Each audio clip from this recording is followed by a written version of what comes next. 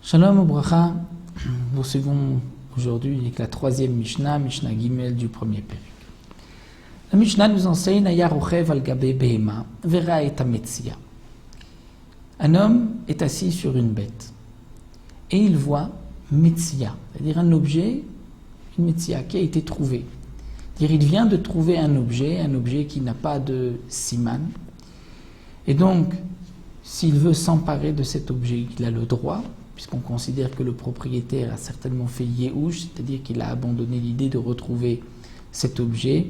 Ça peut être un objet, ça peut être une bête. Toute chose qui a été perdue, c'est une aveda qui a été perdue, mais c'est aussi pour celui qui la trouve une metsia, un objet trouvé. La aveda est appelée aussi metsia. Ça dépend si on regarde par rapport à celui qui l'a perdu ou par rapport à celui qui l'a trouvé. Donc un homme est assis sur une bête et il voit est un metsia, c'est-à-dire un objet. Ça peut être aussi de l'argent. Il voit de l'argent sur son chemin.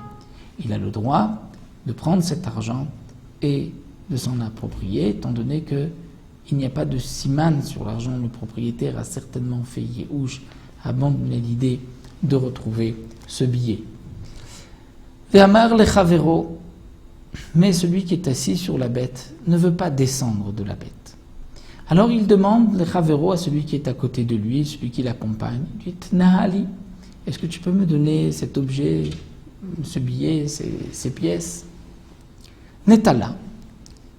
Donc celui qui l'accompagnait, cet homme-là, a pris l'objet, il l'a levé. Ve'amar, ensuite il dit Anizachitiba. C'est un objet qui a été trouvé. Anizachitiba, c'est moi qui en deviens le propriétaire.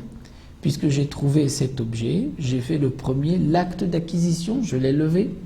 Zachaba, la Mishnah nous dit, effectivement, c'est celui qui l'a levé qui pourra garder l'objet.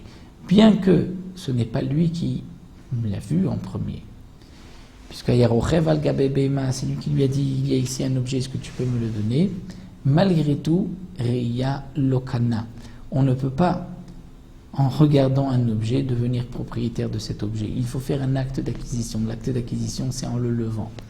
Puisque celui qui était à pied l'a levé le premier, il peut dire je le levais pour moi, et donc Zachaba, c'est pour lui.